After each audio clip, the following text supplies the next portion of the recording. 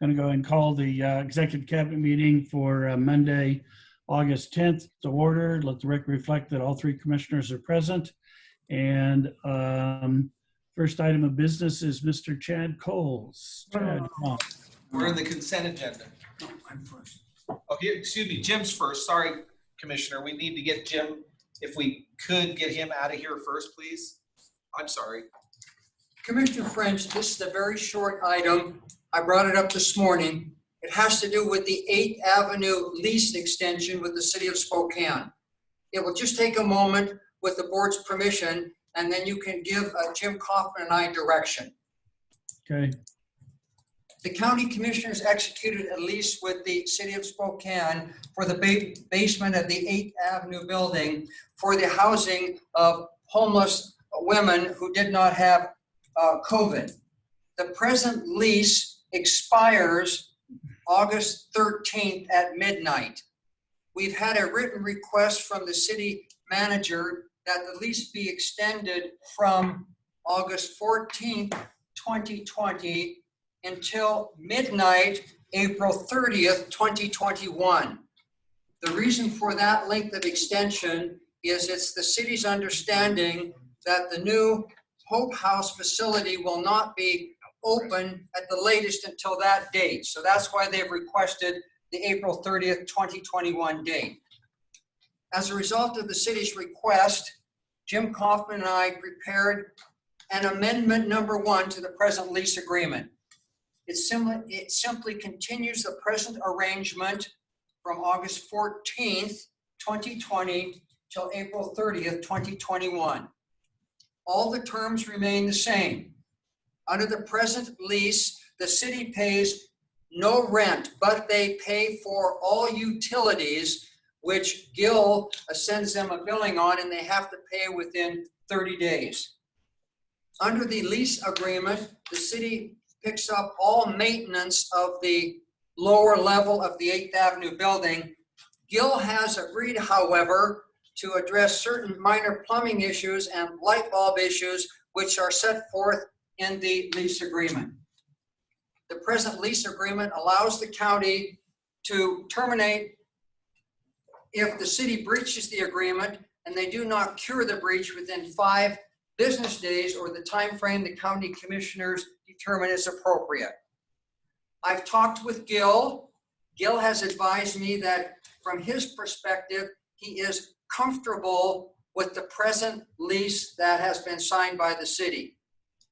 So my request to the board is, would they consider executing the amendment number 1 to the lease agreement, a copy of which I had Gina email to you and which Ron will put up on the overhead, which simply extends the lease from from August 14th, 2020 until midnight, April 30th, 2021, as I've indicated. Okay, so any comments, Josh or Mary? Jerry, did we work through with Gil kind of the alternative entrance to the building for the winter? We are still working through that, but a lot of that has to depend on what happens with our current staff in the building. If they have many people telecommuting, then there might be a situation where that becomes a moot point. Okay. Just to make sure that they're aware that we still work through that if we need to. Absolutely. And the city will, if we want to make improvements to our building and stuff, the city will be notified. They know of the plan, or at least the concept of it, but we want to make sure before we start spending any money on that building that we actually have people there that are going to use that alternative entrance, which we haven't determined that yet. Okay, and then if there's any improvements that need to be done, that the city is paying for that? Absolutely. And that's identified in this agreement? No, improvements for what the Hope House folks are doing, like they paid for the shower, and if they do any other improvements down there, that's on their dime, not on our dime. Okay. Yeah, so Josh, any comments? I just wanted to just confirm, Mr. Amacio, all of those things that Commissioner CUNY asked about, those are spelled out in this document? Commissioner Kearns, the document does not address the potential of an additional entrance on the north side of the building, separate and apart from the present entrance, which would allow potentially community services staff to use that entrance to get up to their space, as opposed to going up the steep sidewalk and coming in the front door. Jerry, it does not address that. No. I did talk. That's not a Hope House improvement, though. That would be our improvement. That's correct. Right, but I think we've got to ensure that it's in the agreements that Hope House knows that we need to figure out what that situation would be. I guess that's what I just want, some assurance that Hope House is willing to work with us on that if people are coming back to work. Okay, that is not explicit in the agreement. I could add language, Commissioner CUNY. Remember, our lease is with the city, and the city of Spokane, then I can put in language which requires them to work with us cooperatively and any lessee to the extent that we want to put an additional access on the north side of the building to facilitate others in the building accessing that north side. So I can add that language if that's what you'd like, Commissioner CUNY. Yeah, I think we just need to have it somewhere. So if we do choose to come back, it's not an issue, that we can work through that. And I know, Jerry, you think we can work through it without it being an agreement, but I'd rather just have something in the agreement stating it. So if you know, that they're willing to work with us. Okay.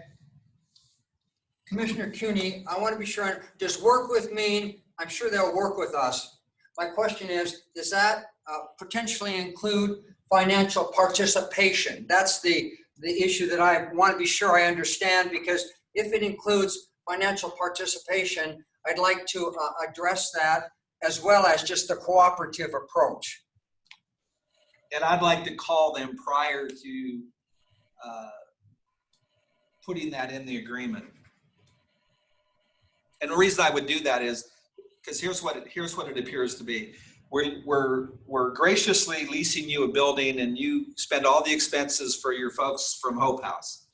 We have chosen for our own use, though, because we don't want to use the same entrance, to modify the entrance to the building, and you need to pay part of that. I'd like to have that conversation with them first, because I know what my response may be if I was the city.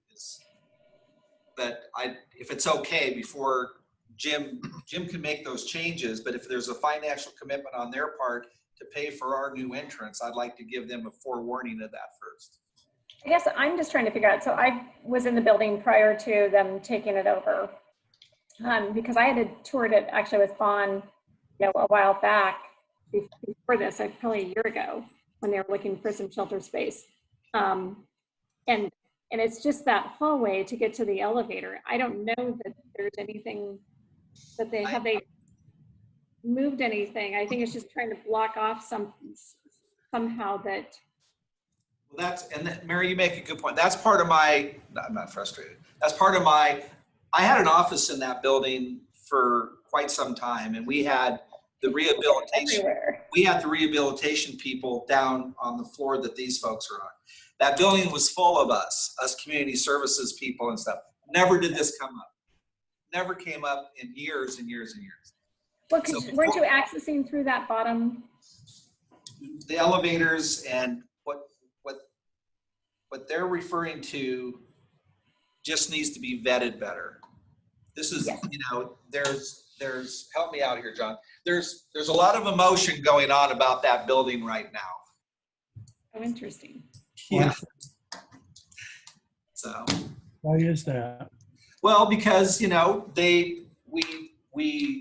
if you're the staff folks down there, I don't want to speak for all of them because I don't work down there. We've been asking them. We're going to bring in some folks into your building. It's our building, of course, that aren't normally there.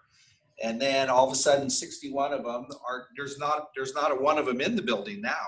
And they're not, we got that through December 31st. They're going to be They're not going to be in the building until the end of this year at a minimum. at a minimum. And they're also working on a plan for permanently teleworking that entire organization. Separate topic.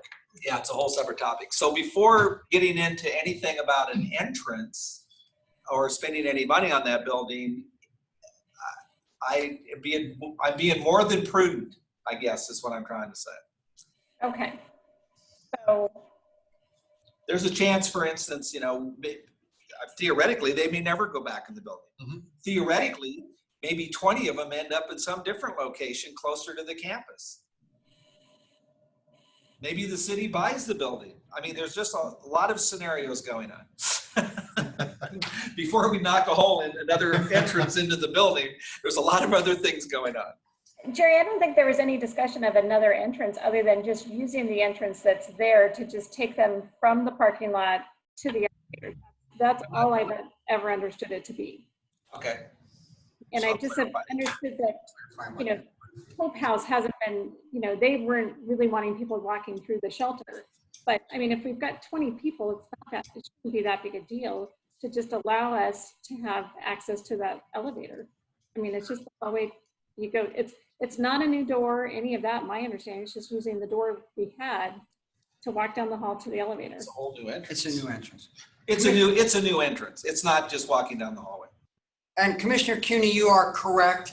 Gil advised me that if you went forward, it would be a new entrance. The new entrance would then allow people in this building to go directly to the elevators, which are now, don't go to that floor, and use the elevators to go up to the appropriate floor. So you are correct, Mr. CUNY. It would be a new separate door, cordoned off to get to the elevators, Jerry, so they can go up from the basement. Instead of walking up the stairway. That's my understanding. Yeah, but it wasn't just modifying the hallway. It was No. an entrance into the bottom floor they don't have now, Oh, interesting. is my understanding. So they must have redone it since, with the shelter there. I have not been in since the shelter's been there. But I just know that was a concern for our employees. Yes, very much. It was really Gil's concern on the outside is a very steep sidewalk. It's not staired, and so it's a risk. So might not the opening conversation be in consideration of you using our building rent-free until the end of April, we would like you to provide access to our employees that is separate. Okay, I'm just saying. if we end up occupying the building. Yeah, well then, And it can be, potential. I mean, I just want to have something in there that if we choose to go back. Very good. I'll work with Jim to get the right wording. the only other part of the lease that I'm a little struggling with is the clause that relates to default. The bottom line is if the city defaults on the lease, we're not going to kick them out. I mean, we'll end up wearing egg on our face for ad infinitum and stuff. So, I mean, that's really not an enforceable clause.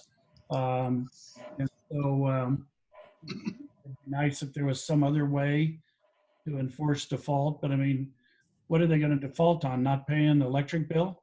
I'm not sure what a default looks like. Commissioner French, you asked a good inquiry. The language which is presently in there says that if they default and they don't cure, we can kick them out. But it also says we have any other remedy available at law. The language that's presently in the document has been reviewed and agreed to by the city already. So I don't think they will have any objections to just leaving that as it is. James Ridgman and the city agreed with originally. We signed off on it. So I recognize your concerns, but I agree they're not going to kick them out, but we've got other remedies available if we need them. Okay. All right. Very good. Any other questions? So Commissioner French, I want to be sure I move this forward because remember, it's up on August 13th. I know the city's already been asking me, where are you, Mr. Maceo? I've shared this document with their city attorney. He feels comfortable. I'm hearing now that we're going to add some language in there that Jerry and I are going to work out that recognizes the potential of the county having additional, having staff in the building, and the county determining that we want a new entrance on the north side of the building. And if that does occur, the city is going to financially participate in an amount as agreed between the two parties as to that new entrance. Is that what I'm hearing you say, board members? I thought what I heard Mary say was if we need a new entrance, the city will provide it. You're right, Commissioner French. That's what I heard her say too. I was trying to soften it, but I understand exactly where you are. I'll come up with the language and share it with Mr. Gimmel. And then if that language is added to the document, board members, can I please forward it to the city, Jerry, and say the board will execute this document if it's agreeable to the city? Is that something I could do, board members? Sure. Yep. Okay. One other item, Commissioner French, I want to correct the record from this morning. We had a public records request for some of the information on the sponges, and we also had some dialogue between Carrie Gridall and as to whether or not we should use CARES funding. I think Mr. Kaufman, Mr. Anderson, myself, and Ms. Pilgrim have looked at the CARES funding, and it's not quite as clear whether we can or can't use the money. This morning, Carrie said she didn't think we could potentially for the sponges. We think there's another approach that would allow us to do that. So what we're going to do, board members, is to kind of clear up this issue. We're going to get some additional input from the state examiner's office because they do an audit of some of our stuff. So I wanted to make it sure that I don't think anyone's in the position to say we can't use that money. It's just that we're going to do some more due diligence, if you will, and then come back with the board. Okay, so before we get away from the 8th Street building lease, so am I correct? Are there any occupants in the building now other than our staff? There is no staff, our staff members in the building. We do have a couple though on the second floor. Oh, I'm sorry. With the Stars? with the stars. That's correct. We have a few staff on the second floor, and we have a facilities person, Joe, I think, who's there. We have three. 3 people there. There's 3 people out of this. Is that in addition to the 61 or part of the 61? 2 are part of the 61. Okay. But in the So- stars, they lease separately. They lease from us, not our employees. Correct. So where I'm going is if the lease expires this Thursday, do you need us to take an action before Thursday? Or are you willing to do it as a 30-day holdover?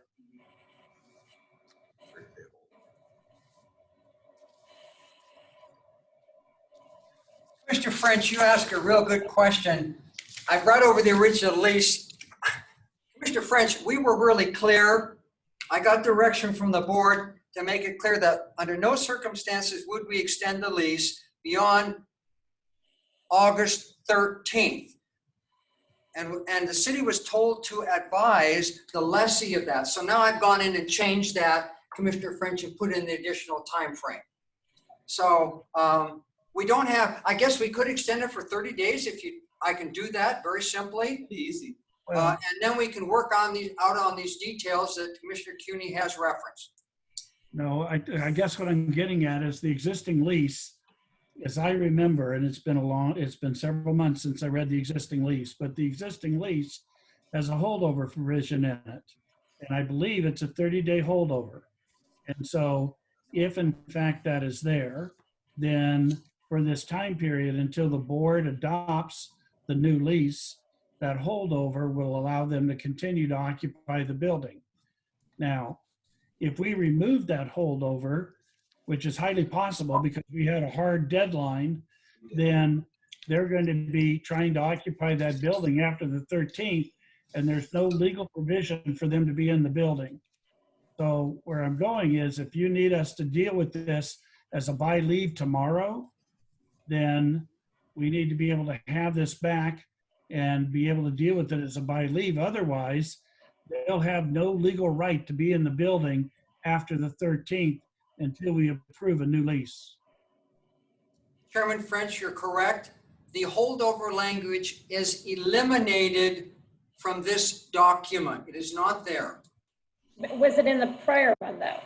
No, it was Yeah. never in the prior document. The original document had language in there that said that the city could make a request to extend the lease and the county would continue it, but I took that out.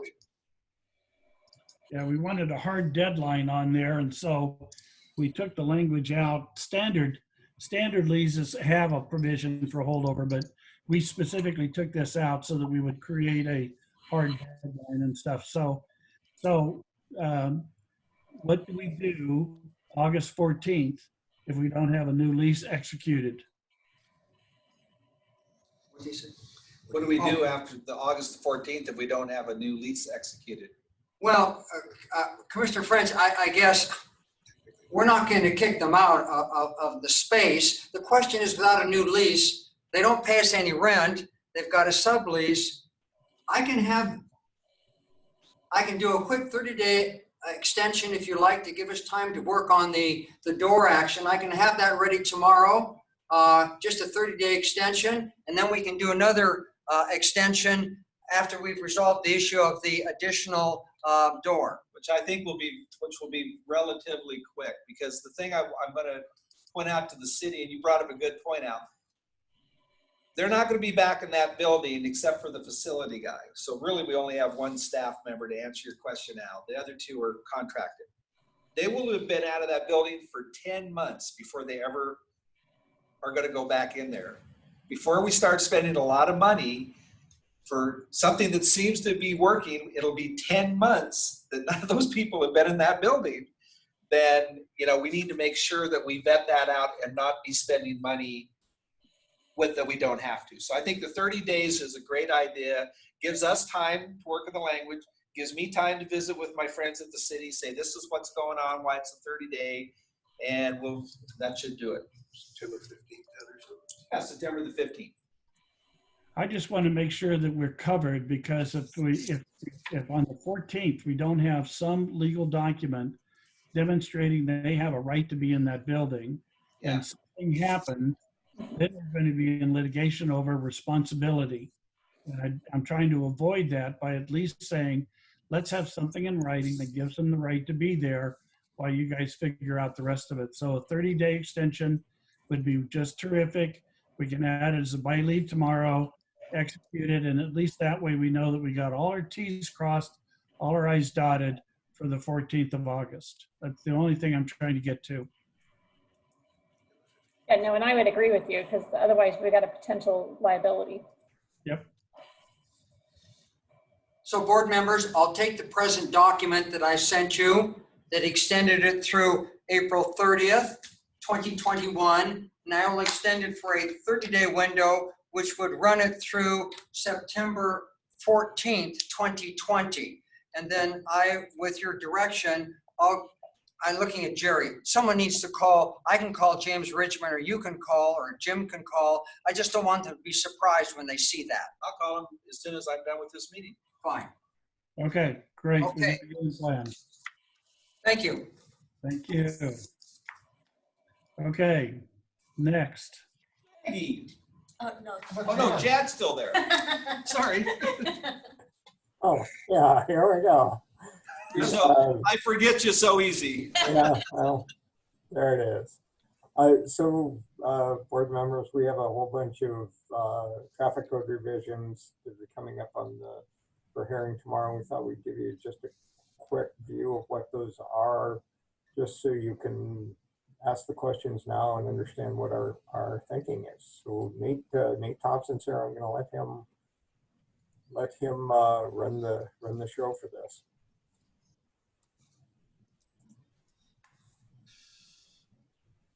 You're on mute, Nate. Nate, you're muted. You're muted, Nate. Take yourself off mute. There you go. I had my PowerPoint up there and it was blocking my mute button. So, so let me try to share my screen for the PowerPoint. Awesome.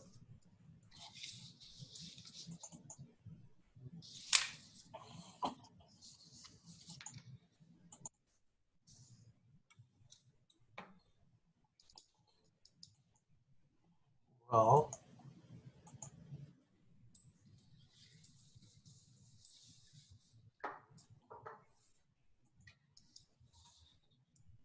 okay, so can you guys see my screen? Can anyone see my screen? Yes, we can see your screen. We can see it. You've got it. Yeah, there you go. Okay, does that work? Okay. I So, think you'll need to expand. Oh, It's not filling the. There you go. got it. There There you Perfect. got it. Well, that work yeah, okay? All right. Okay, well, this will work. So the first one is for some yield signs on Painter Road. This is way down south, right at the Idaho border. So you got a better picture right here. There was a gentleman down in this neck of the woods that was having some issues with grain trucks blowing through these intersections, and he was afraid someone was going to get killed. I went down there and looked at it. These are some very low volume roads, but there's not very good sight distance at any of these corners. I thought it would be a good idea to put in some yield signs here to define who yields to who. I talked to the gentleman after we put the hearing notice signs up, and it sounds like he's not going to be able to attend the virtual meeting. But he also has some other concerns, namely with maintenance of the road.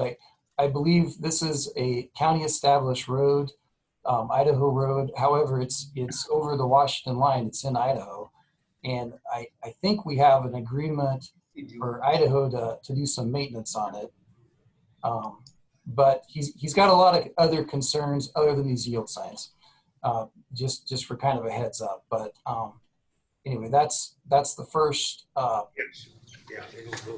first item. Does anyone have any questions on this one? Any questions for Nate? Mary? So where is this in relation to my other Idaho road area, Chad? This is about 2 miles south of there. About 2 miles south? Yeah, if you see the red dot on the overhead. Okay. This is almost Lincoln County, way down. It is right next to the Plummer-Worley Highway District. They're the ones maintaining the road. So they're the ones maintaining that piece? Yes. Okay. Because I know we've worked with Idaho to try to get them to help with Idaho Road. Okay. Thank you. Okay. So I guess I'll move on to the next one. No parking on Hawthorne Road. So these next, I guess, 3 different code revisions all deal with Meade School District, and they're constructing a middle school here and an elementary school down here. And so these next code revisions involve no parking areas and school zones.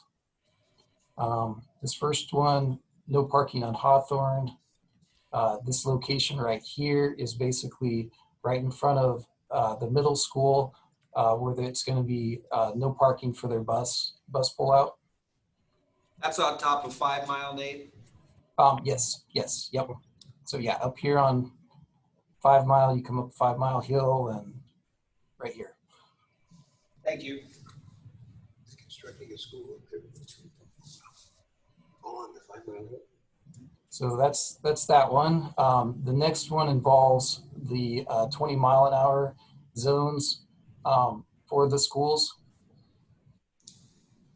Here's the vicinity map again, same location. So as I was describing, there's a middle school here. They're going to put an elementary school down here. Bob Olson Lane will be a private road. So the school will be able to assign it whatever speed limit they want. We don't control the speed limit on the private roads. So we're proposing to put a 20-mile-an-hour zone when children are present in front of the middle school up here. And then on 5 Mile, the school is constructing 2 crosswalks with median islands for kids to cross. Up here at Hawthorne, actually both of these crosswalks will have a median island with the buttons they can push to activate flashing lights. And but the 20-mile-an-hour signs are going to be static signs just when children are present. So yeah, so this was developed with the school. Any question on these speed or the parking for Highland schools? Josh? Nada, it looks like there's a gap in between the two 20. Is that one long 20-mile-an-hour zone, or is it 20 miles and then go back up to 30 and then back down to 20 as you get further down 5 Mile? I just noticed that red line isn't continuous. There's a gap in between it. Yes. Yep. No, you are exactly right. We actually, it's kind of a long distance here if we made that a continuous 20-mile-an-hour. Okay. We specifically discussed how people probably wouldn't drive 20 the entire way. So the school zones are legally, you have to have it 300 feet either side of a crosswalk at least. And so that's what we did. We put it 300 feet either side of the crosswalk. We did leave a gap where it goes back up to 30 miles an hour. Okay.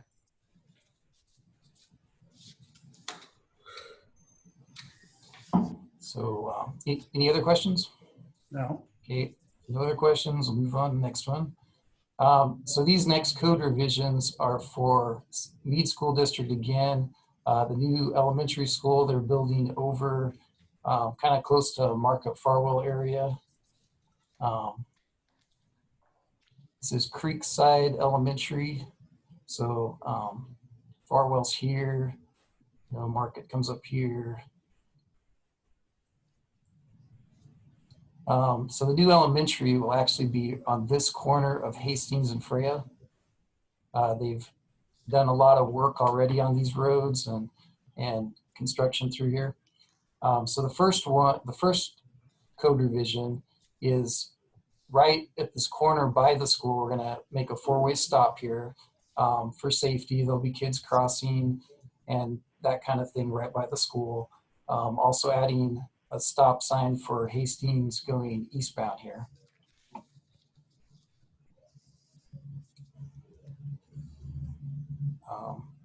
Any discussion on this one? No, we're good. Next one is the 20-mile-an-hour zones for the same school. So 20 miles an hour when children are present around the schools here. They actually are going to have 2 crosswalks, one school crosswalk up here that connects the fields over here and their field here. We have another crosswalk right here where kids can walk across this. There's going to be a new sidewalk that goes through their new sports complex facility that comes through here, crosses there. So anyway, these are all 20 mile an hour. This one is kind of a change at this point. We're actually going to recommend not to pass this code revision. The school contacted me a couple days ago. Initially, they were going to install flashing beacons and man this crosswalk here at Zips. And due to funding levels, they requested putting static signs instead of the flashing beacons, which is a different section of the code. So we're going to recommend not passing this one at this point, and then I'm going to propose a new code for just the static signs at the next hearing.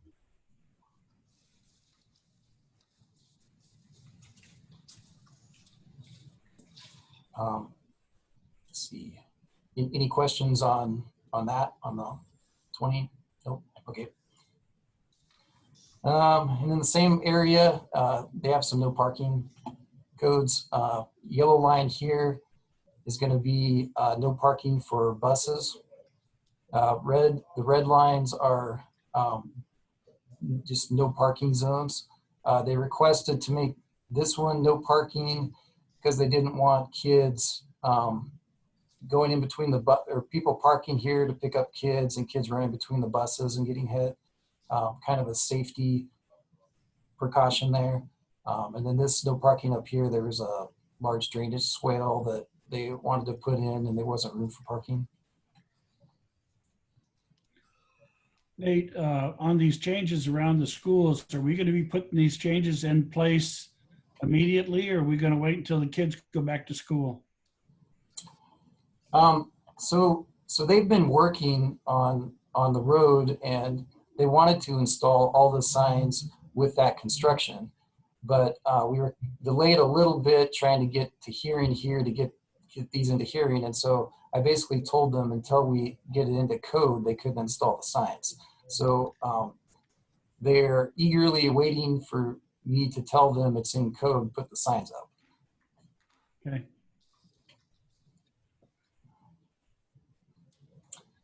Okay, so that's that one. And that's it. That's it for the code revisions. Nate, would you make that up? Sure. So just to follow, do you guys have any concerns about we've only heard one negative comment. That was the Painter Road that Nate mentioned. Everybody loves schools and parking around schools. So I don't actually anticipate much public participation for tomorrow. I was going to briefly touch on the lift TIF or TIF lift reimbursement that we've gotten from the River Crossing LLC. Could you go to the next slide, Nate? So they're asking for this is a section of Indiana. I think it's Indiana. Yeah. That they've built in the neighborhood, and they're asking for about 1.6 million. Next slide will show us where it is. Next slide. Okay. Yes, please. So this is the section of Indiana not far from the river, north of I-90, west of Harvard. And then we've got one more slide that shows just kind of a narrow, it's like a 3-block section of that improvement. So the 1.6 includes sewer and water. Just wanted to give you guys a heads up. It'll be coming in front of you in a couple of weeks, I think. Any questions on that one?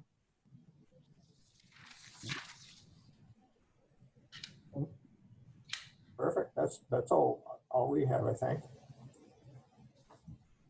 Okay, very good. Look forward to tomorrow. Thank you. Another exciting hearing. All right. Yeah, Mary.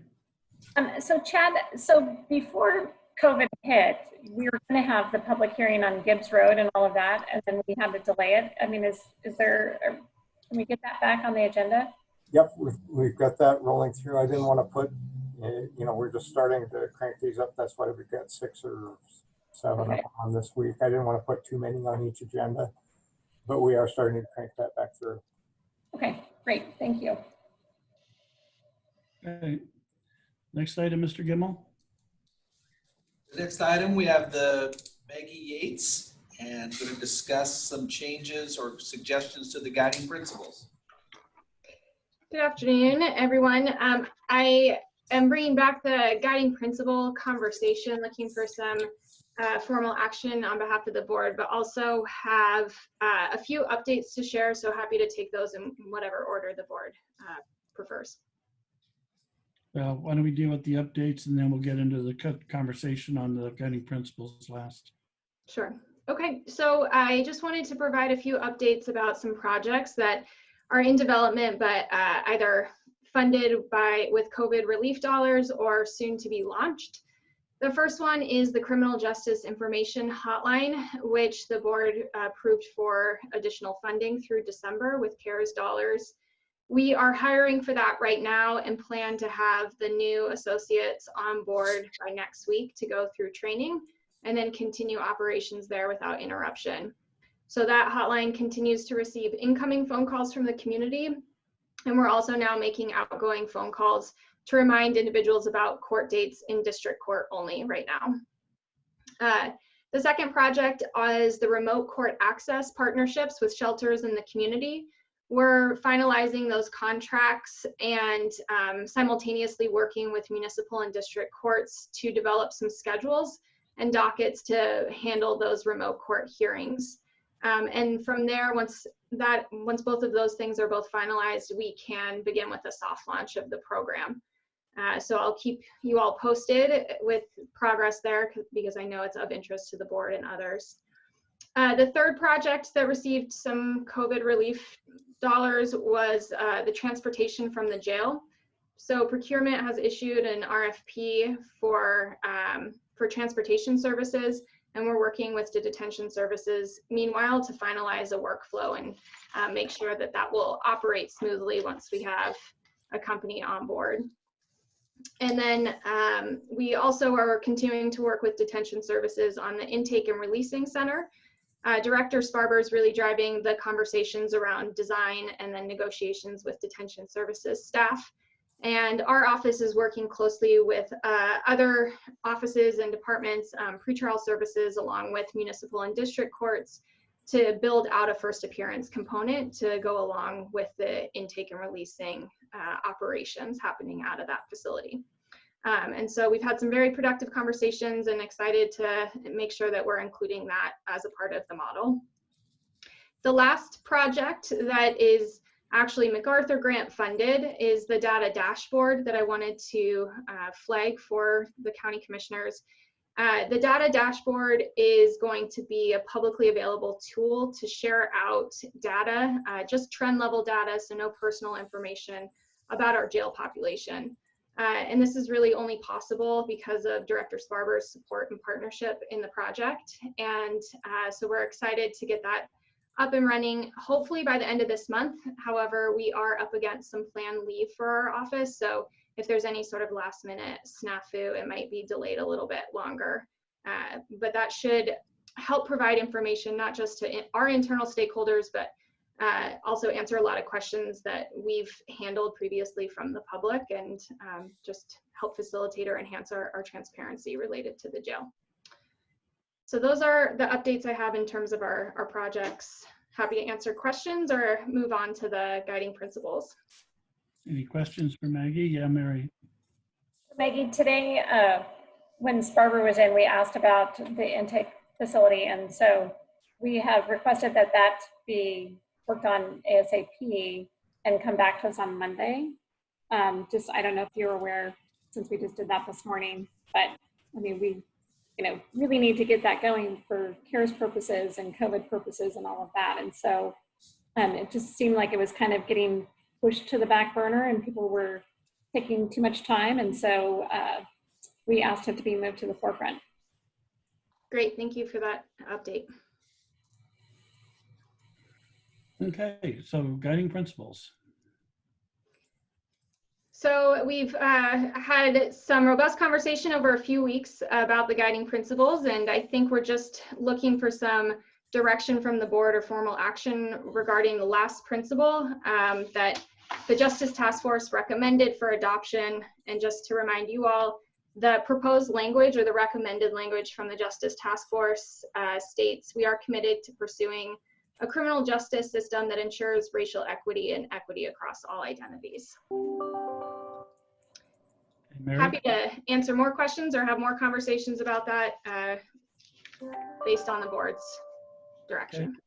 Yeah, so as we've been doing this and, and we delayed the vote, so my question is, why does the board need to actually approve these? I mean, these guiding principles are, they were adopted by the Justice Task Force, which the commissioners were part of, all these different sectors were part of. Why?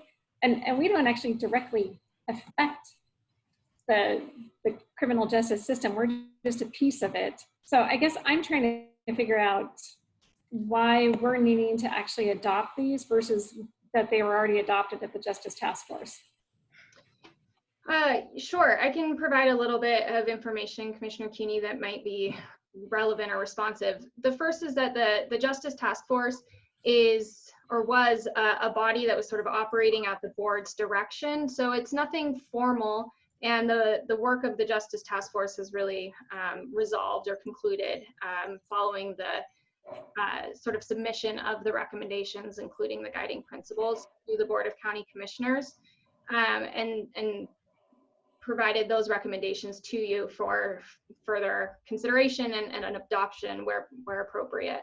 And then I think the other piece of information that's important is that the board actually does have quite a bit of impact on our criminal justice system based on funding decisions and investment opportunities.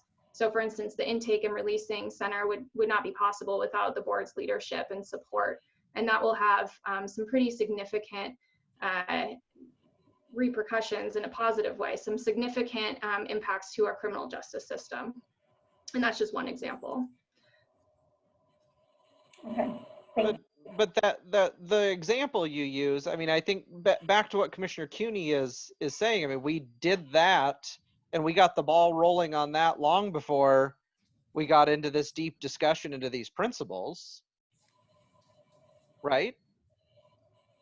I mean, these principles didn't help guide the discussion on the intake facility at all.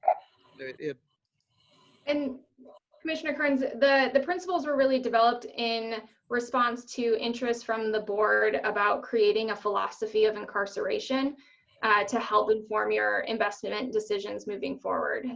So I think just to create some transparency and also continuity in terms of your investments and budgetary decisions, the task force developed these guiding principles.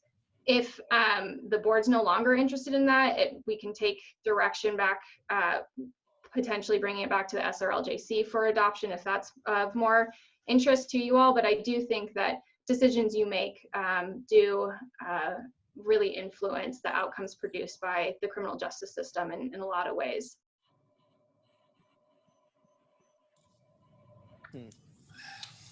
So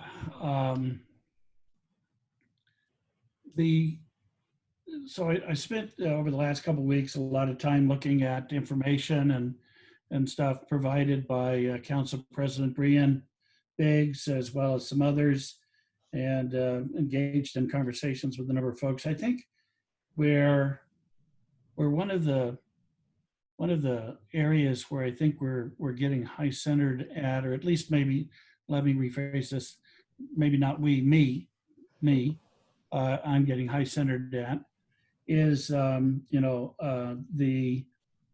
clarity around the words equal versus equity.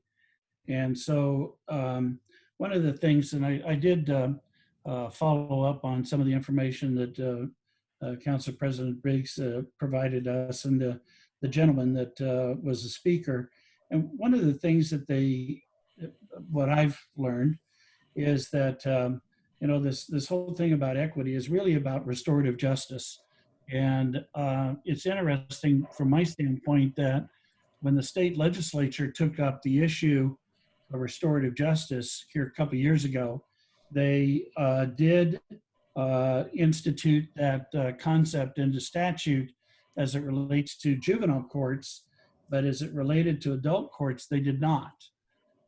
They left that out and stuff. And so if the state, in its wisdom in creating the statutes that guide the judicial system, chose not to include restorative justice in the adult courts, then I'm kind of reluctant to try and do something that the state was not willing to do, or under their wisdom decided not to do and stuff. So I'm still of an opinion that everybody knows what equal is. Equity continues to have multiple definitions. Now, the one thing, and you have it on the screen there, was the example of fines and how it disproportionately impacts members of individuals of color than it does individuals from the white counterparts. And I agree with you. That is an inequity. But it's also an inequality. As I look at the purpose of fines is to change pattern of conduct. And so if you have an individual that is of substantial financial means, then a $100 fine isn't going to impact them and change conduct, where a $10,000 fine certainly is going to have a greater impact. But on a family, low-income family, a $100 fine can be just as devastating as a $10,000 fine. So equality is the equality of the impact. And so I don't see a disjoint between the application of fees for punishment if in fact the fees reflect the ability to pay, because what you're trying to do is impact the change of conduct. And again, then that puts it back in the hands of the judges. We don't play a role in that and stuff. So it's up to the judges and the courts to try and find where is that equal application of the law if in fact the goal is to change conduct through the punishment procedures. So I guess what I'm wondering is, instead of trying to combine this all into one statement, is there any way, because I appreciate the desire to have a statement that somehow addresses the racial inequalities that have presented themselves in our criminal justice system. So is there another statement that we could create that would address that issue and address that concern, and then have this address the issue of equality of the courts and stuff? So I'm just trying to find a path forward to get us over this challenge that over this challenge that I'm struggling with. I don't want to speak on behalf of my other board members, but it's clearly a challenge that I'm having in terms of wrestling with that word and that concept and what it might or might not mean. Yeah, I think there are different options that the board has available. One, I think the recent language that the regional health district or the board, I should say, adopted, it might be a helpful starting point in terms of including additional language that specifically addresses racial disparities. So if equity and equality is difficult to parse out, then we could look at the language that they use there, which refers to taking or committed to taking steps to address, and I think it was fund and support areas to reduce racial disparities or something like that. So that's an option for the board, but I'm sure we can also develop additional language for your consideration. So Mary and Josh, you were at the health district board when they adopted the language with regard to racial disparities and stuff. What's your opinion about? Obviously, the two of you voted in favor of it, so you were comfortable with the language. What do you think about incorporating some of that here? Well, so the resolution that was passed at the health board was about, I mean, quite frankly, I think it harkens back to what we heard Prosecutor Haskell mention a couple weeks ago here. It's about outcomes. It's about health outcomes for members of our community. You know, if there are, you know, we've seen, you know, that there's data there that, you know, from a public health standpoint, there's disproportionality when it comes to the public health of some of these communities of color. But that's looking at public health. I mean, when you're looking at the criminal justice system, everything about the criminal justice system is dictated by statute. You know, you can't really say that about healthcare. I mean, to the extent that that everything we do in criminal justice is driven by state law and statutes. So, I mean, it's difficult to make that direct comparison from the health districts, you know, from the health district's resolution, I think, to these guiding principles. Commissioners, if I might, Jim Kaufman, Larry Haskell couldn't be here today. Obviously, we would ask if the board decides to adopt a guiding principle, that the principle that Larry Haskell proposed be adopted, that Spokane County is committed to a consistent, principled, and equal application of the law for all persons, regardless of their race, gender, religious affiliation, orientation, or social status. But I think as the issue Commissioner Cuny initially raised, there's no obligation. In fact, one would risk some problems and potential litigation if we kind of put our thumb on the Lady Justice scales, like Prosecutor Adams said. Further, although I'm not as familiar, Commissioner French, either with all of what was adopted by the Health District, I agree, and I believe if my boss were here, he would also agree with what Commissioner Kern said, that there's different things. There's constitutional rights involved here that could be both messed with by what's being proposed. And the equality and equity, we've seen that there is a difference. This board knows that. Some folks in the public may not have thought that, part of the confusion. You have no obligation, as Commissioner Cuny outlined at the beginning, to adopt anything here. I would suspect that you know, a recent opinion of a couple years ago by our own Division III of the Court of Appeals said that a problem is that the defendant in that case focuses on his own condition instead of how that condition related to the commission of the crime. Since the enactment of our current Sentencing Act, which there's a provision which is also in your materials that Commissioner Haskell asked that you review, trial courts must apply the statutes equally without discrimination as to any element that does not relate to the crime of the previous record of the defendant. The personal circumstances of an adult actor are relevant only as they relate to the criminal incident. That was written by Division III Judge Kevin Korsmo of Spokane and was conferred in by two other judges, George Fearing of the Tri-Cities and Laurel Sidaway of Spokane. I might add all three were appointed by Democratic governors, two by Governor Gregoire and the third by Governor Inslee. So this is a recent pronouncement 2 years ago of the law. The key is that we're looking for equality for all, and that equity has many subjective components. And as Commissioner French mentioned, when someone comes before the judge to sentence, there's been talk among lawyers, be they right or wrong, over the years, in my 40+ years of legal experience, that the guy that's got all the money, like Commissioner said, he might want to try to pay that fine to keep out of jail, just because that's a tougher punishment going to jail than paying the money. And there's been opposite, people have said just the opposite, that the fellow that's got a lot of priors, be easier for him to go to jail than to pay a lot of money and pay that fine of maybe even $100 or $200.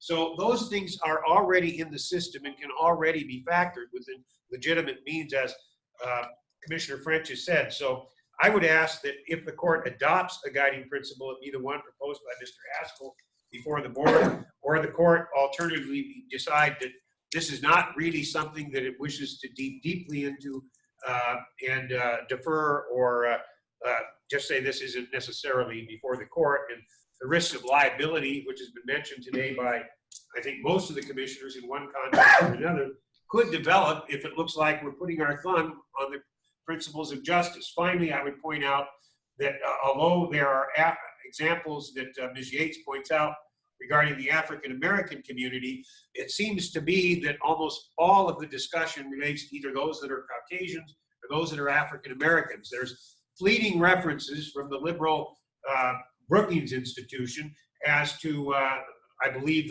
some Hispanics, which come down in the calculation somewhere in between. No reference to Asians, no reference to natives. So it's a rather limited material that is being suggested to you from somewhat biased sources. We can start considering Brookings and other institutions. We've never considered comments from the Hudson Institution, which would have some things much different than what MacArthur's even said. So I would ask respectfully that the court adopt Mr. Haskell's provisions, or defer this issue or declare that the issue is really not one this board needs to engage in any fashion. Thank you. May I just add some clarifying language, I think, or information just in response to Commissioner Kern's question earlier? Please.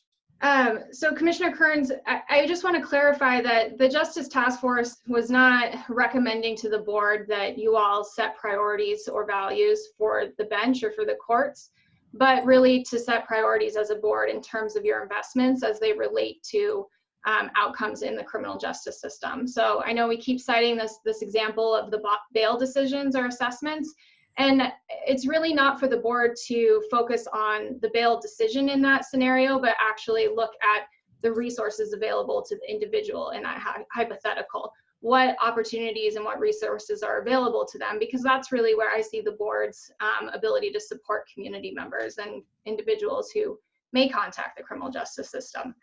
So I think that's something I just wanted to clarify. I also think in our own experience working with different grant funders like the MacArthur Foundation and others, is that in our efforts to improve the outcomes and equity or fairness in the criminal justice system, we keep focusing just on the system, just on the prosecutors, public defenders, courts, for example. And really, if we're going to achieve meaningful change, we need to sort of expand our view and look broader into the community. And again, looking at what resources are available to individuals to strengthen their opportunities for success, to strengthen families, to strengthen communities as a whole. And so that's really what I think the task force was encouraging the board to consider when they provided this language. Mary? So recently, didn't Ozzy and Curtis just come together with the NAACP to kind of look at some changes? And you know, I apologize that I'm not up to speed on all of that, but I thought that I saw a news article here just recently on that. And so so I think, there's some means of trying to, get to solutions that help with the disparity that's happening. So I don't know, to me, it's a very, kind of confusing statement. I don't know, because like the health district the resolution, and Josh, you were on the policy committee that really went through it. And I wasn't, but my understanding is it is based on outcomes, and we are trying to put, resources to help with what those long-term disparities, have caused. And so, so hopefully, part of the thought is that us helping to really look at it from those outcomes and making those changes will then help in the criminal justice system as well. I guess I still don't have a problem, ensuring that we have a lens of everyone, as we look to this. Again, we're not the ones that are, I guess, to counter, Mr. Kaufman's, we're not putting, I don't see us as coming up with this, that we're putting our thumb on the scales. So I don't think we're trying to change the scales. We're just trying to say we're using a lens as we think through these things. And as we look to, I don't see it that as we look to fund things, because we're funding departments. I don't know how much we really have when a judge is making a decision. Our funding is really making the judge, have a decision. They're using their own judgment on fines and sentencing and all of those things, whether, at the pretrial stage, that's up to the judges to make those decisions. I don't think our ability to fund them or not is going to should make any of those changes, because they should be doing it based on what they know to be the right thing and based on their statutes that they have to abide by. So I don't know. I guess I'm still fairly confused as to, that, I think I'd be okay again with this language, because I don't think this is us putting a thumb on Lady Justice and on the scale. I think this is just us saying, to me, it's just saying we're as we move forward, we're just using lenses. I could, there's, equity issues for females. There's equity issues for, you know, all kinds of things. And to me, this just says we're going to use different lenses and really look through and think about things and be purposeful and I guess maybe more intentional. So the contract that Ozzy entered into with the NAACP was contract of transparency. And actually, the contract has been in place for, I think, almost a year. But, they just went public with it here earlier this month. And I think last week they had a podcast talking about it. It was an hour-long podcast where they were talking about the partnership that was created through between Ozzy and the NAACP about data, transparency programs, and a lot of other things. So, you know, there has been progress in that area, and there's a lot more to be done. But I'm wondering if maybe we take another shot at this in the same kind of approach that the health district did and structure this with regard to an emphasis on outcomes. If that might make this easier to encapsulate what we're trying to accomplish. I mean, I don't think anybody denies that there are racial inequities, not only in the criminal justice system, but in the community. And, you know, from my standpoint, you know, when they hit the criminal justice system, that means for me, it means the community failed in terms of trying to change the direction of somebody's life and avoid being on the wrong side of the law. And then we end up having to deal with it in the criminal justice system. So maybe we could take a look at it from that standpoint and see if we could get capture the essence of what they're trying to convey, but with language that maybe isn't has got greater clarity to it than what we have. Josh, what are your thoughts? Yeah, I mean, we can continue to you know look at this language and see if we can find something more. You know, one of the things too that you know concerned me, you know, and I don't know under what avenue or what the potential of this actually happening is you know, when we discussed this last time, Mr. Haskell brought up the concern that this could somehow put liability on the county because, and I mean, and Maggie, correct me if I'm wrong here. I mean, but I mean the way I see this, the way I you know kind of read it, you know, some of the statements that were in that were in the Spokesman article about this and sort of the discussion is that equity would mean that individuals are treated differently depending on what their circumstances are. Is that correct? I think it's taking into account the differences in experience, but I don't, again, the guiding principles are sort of a framework or guiding values for the board and for other actors. And so I don't necessarily see the same liability concerns, but again, would, you know, absolutely encourage you to consult with your counsel on that front. But these really aren't intended to be binding, but to help inform or guide your decisions moving forward.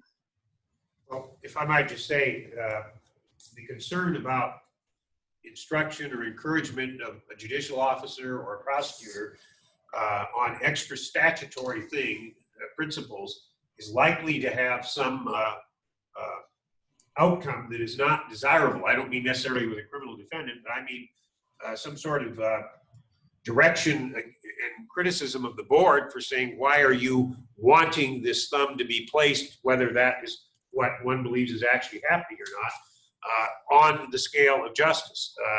That is what several people believe. If this is so important and so needing of immediate change, it would seem to me that one has the legislature and the Congress to go to for these sort of things, and conceivably a constitutional amendment. There's none of that's been done, other than to the extent, as Commissioner French pointed out, that there had been an effort for restorative justice, which does have some similarities to what's being proposed by Ms. Yates, and that was rejected for adults. And I might add, I've had experience with that with juvenile defendants. Before it was the law, where some people wanted to experiment with it, and victims were, in some cases, willing to do it, in some cases, very much against that idea. And whether that's right or wrong or constitutional or not, it is very resource intensive.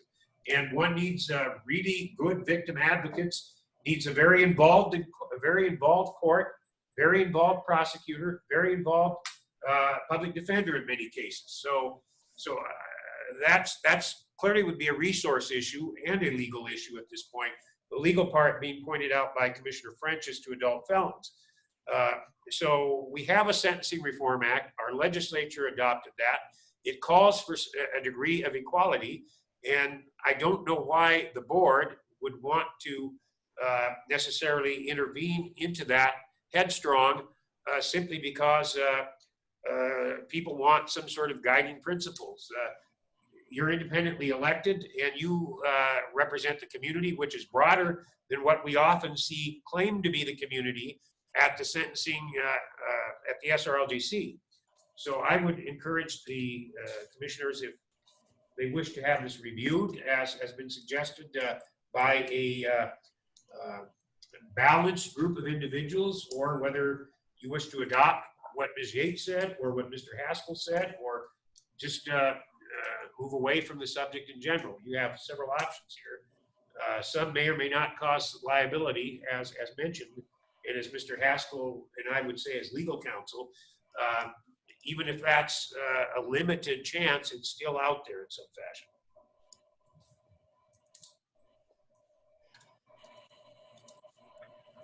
Okay, so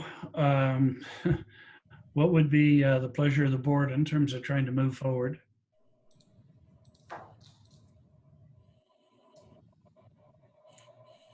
Well, I guess I'm not, I don't feel that I can make a decision yet. I think,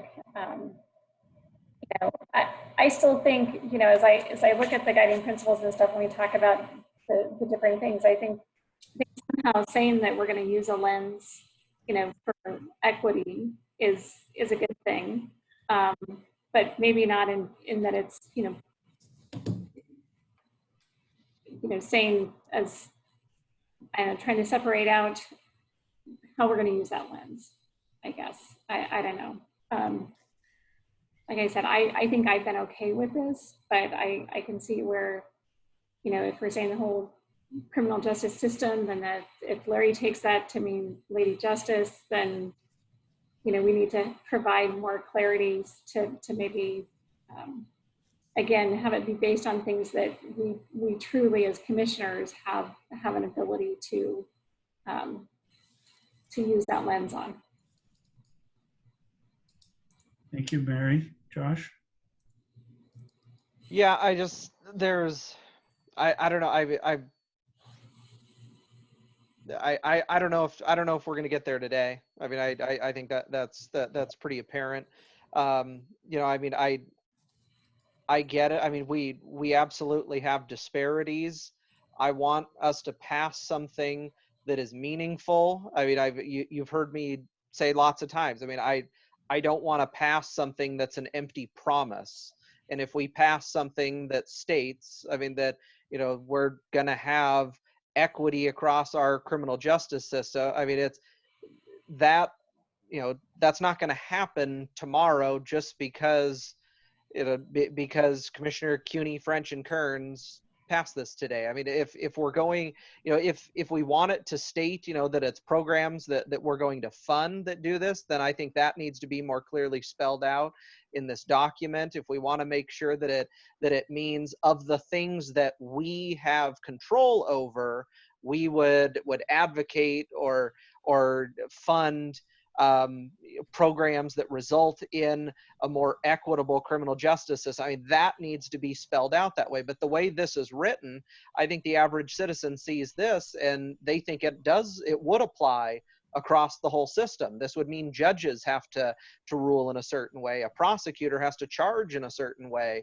A law enforcement officer has to arrest, under a new manner. I mean, or in a certain way. I mean, that's kind of how this document reads right now. I don't think it specifically spells out that, that the county commissioners will fund certain projects or for certain programs that equal, outcome X or Y. So, I mean, I don't think that's how the document reads. Thank you. And I really agree with what the two of you have said. If we adopt language that is not clear about what our goal is, then we'll never achieve it. And then we'll be criticized forever and a day for never achieving what we set out to do. And I don't want to set us up for failure. Success should be definable and it should be universal. And so I'm not comfortable that the language we have today demonstrates that. I think there are too many definitions of what equity is. I agree with the concept of looking at these cases through a lens. I agree with you 100% there. I just don't know what shapes that lens yet. Equity is just, it means too many things to too many different people to be able to say, when have you achieved it? And if we can't say what success looks like, then how do we know when we're there? So I guess what I'm saying is, let's continue to work on this. I do like what the health district did in terms of outcome, and maybe instead of trying to identify the path, we identify the outcome. And maybe that's an easier goal for us to achieve. And I think that's probably also something that's easier for the three of us to embrace, because I think all of us recognize that we want to address the inequities, the inequalities, the disparities that exist in the system. How do we articulate that so that it's clear, not only to us, but also to the community? So let's continue to work on the language. Sounds Okay. good. All right. Thank you. Thank you. So next on our agenda, Mr. Gimmel. We have Kevin Cook and Mike Hermiston that want to briefly visit with you folks about some changes. Mike, is it a change in the water bank, or is it the?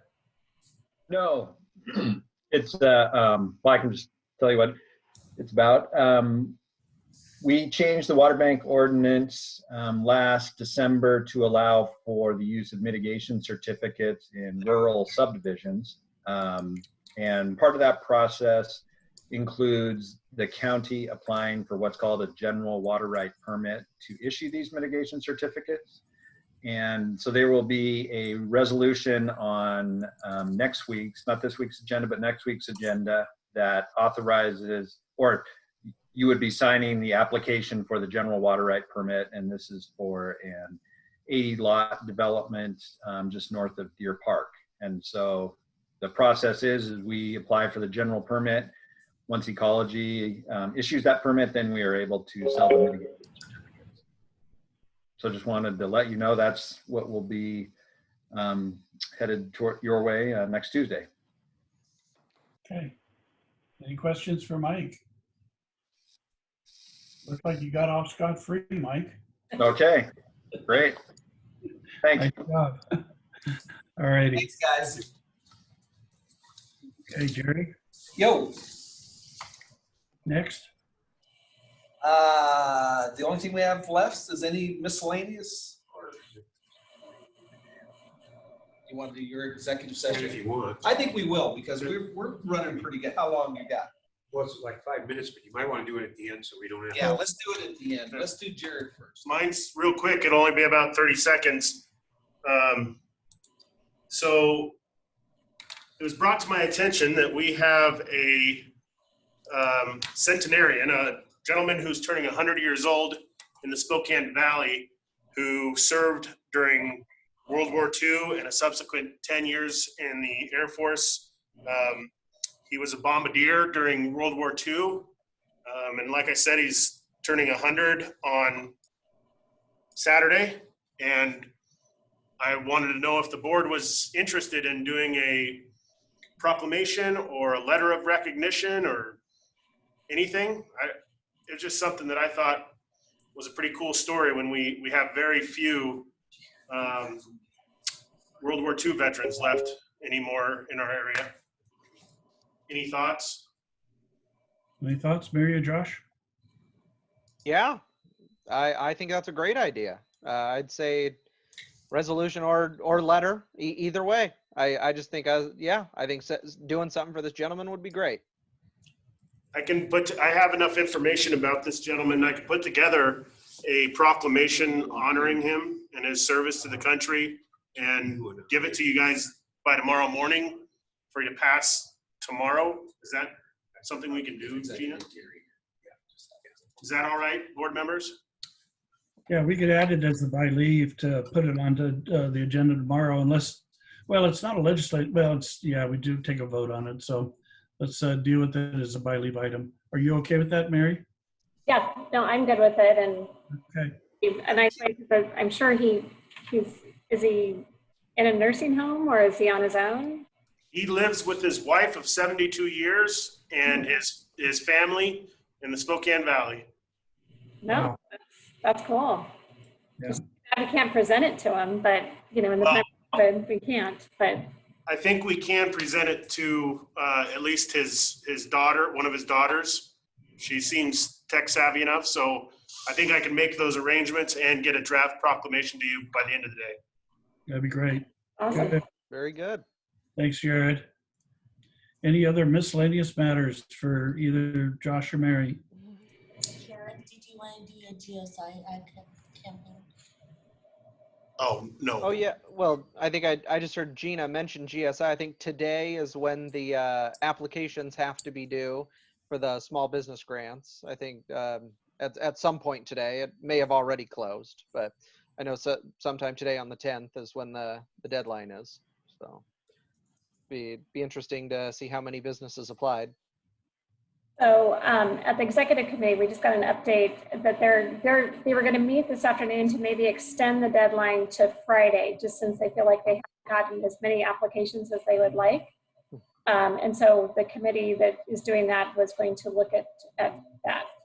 So that's all about that. Okay.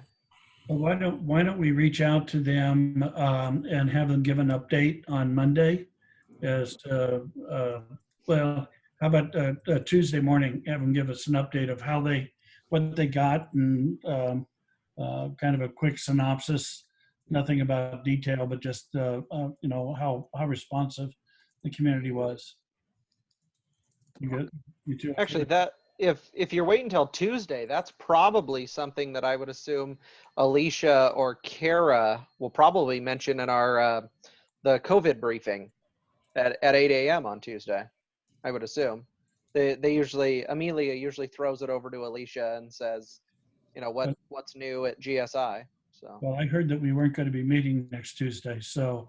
Oh, I thought no. This Tuesday. Tomorrow is Tomorrow. a Tuesday, we're not meeting. Okay. So, well, if they do the thing at close of business on Friday, and then they're going to do a report to us on Monday, it doesn't give them much time to tabulate, collect, and be able to report out. And so that's what I was trying to give them a little bit of time to be able to do that. But maybe we ask them in Monday afternoon. In the budget thing Monday afternoon. Oh, that's right. We're doing that. So remember, Al, you get that big buffet. Ongoing, Kip. All of a sudden, I got hungry. Yeah, let's see about having them come in on Tuesday and talk. Even if they do a quick report out on Tuesday morning, it won't be the same level of detail that we'll have with them. Okay. All right. Okay. We'll reach out to them on that. Anything else for the good of the cause? Hey, Jerry, Go ahead, John. I just got a quick one. I was working with Pat Farrow at IT as we're switching out a lot of our computers to the new ones. Pat said we're starting to build up a lot of really good high-end computers that are replacements. And we got to thinking about, boy, wouldn't it be nice if somehow we could legally, without gifting, be able to get these out to maybe some school kids, some families in needs. It's just something to think about. Thanks to you, we've got a lot of CARES Act money that's going towards these new laptops, and but we're going to have 500-600 good newer computers that we might be able to find a good home for. But just something to think about as we go forward. So John, if we were to give the older laptops to a school district, that's not considered gifting because it's another governmental entity. Okay, So well, we could do that if we wanted to. thanks, Commissioner. But just something to think about. We might be able to help some folks out this next school year. Commissioners? Yes, because I would say too, with that, even with the desktops, there could be people that, rather than a laptop, a desktop would be better as we're getting rid of, it seems like we're getting rid of some of the desktops to go to laptops. Right. Commissioners, while I have you here, well, John's here, there's some other things. John and I have been working today. It's my belief, appreciate John's help, that there's some on the Strat Planning Committee of the SRLJC that John and I will be going to a meeting for shortly, that apparently we're unaware that John Haley was reappointed as a commission member, and there seems to be some discussion, some discussion about your process about wanting to interview people in person. And John and I intend to make that clear. For the fourth time. For the fourth time this afternoon. And Prosecutor Haskell advised me he wanted to support you 100% on that at that committee this afternoon. I'll represent him. But just, as I said, it's not a criticism of the committee necessarily, but it's just shock. I think John and I were both a little surprised that they didn't know that you were firm about wanting to interview these people in person. Jim, they do know, they just don't like the answer. Oh. We will not be doing the community members interviews per your direction until we can meet in person. We had some challenges with the CEO interviews, and so is that still your direction, board, that we're gonna wait until we can all get back together before we interview for Alex Jackson's position? At this point, it's my understanding that that's what we were going to do. I mean, it's an important position, and we really don't want to make a mistake with it because of some of the challenges with trying to do Zoom interviews. We reappointed John Haley because he's already been interviewed, he's already been appointed, he's already been serving, and in the interest of trying to maintain some kind of continuity on there, especially in this COVID environment, it was easier to reappoint him than to start a whole process over and leave the committee with another person down. So yeah, that was a justification for moving forward with John. And unless Mary and Josh, you want to do the interviews and try and do that over Zoom, we'll continue to wait. Nope. I think you said it. I mean, that's where I'm at. We had this discussion already, and we've seen Zoom doesn't always work. So. Yeah. Thank you. Thank you. Okay. Anything else for the good of the cause? Yeah, I did have one other thing. So a couple weeks ago, I know we discussed the one of the TIFs up north, and I remember I had mentioned I had spoken with Mike Voles from the treasurer's office, and he said he had done an analysis of the TIF, and then I spoke with him last week, and he still said nobody has reached out to him to invite him to come over and give us a rundown on that. So were we wanting him to come in and discuss the numbers that he had run or not?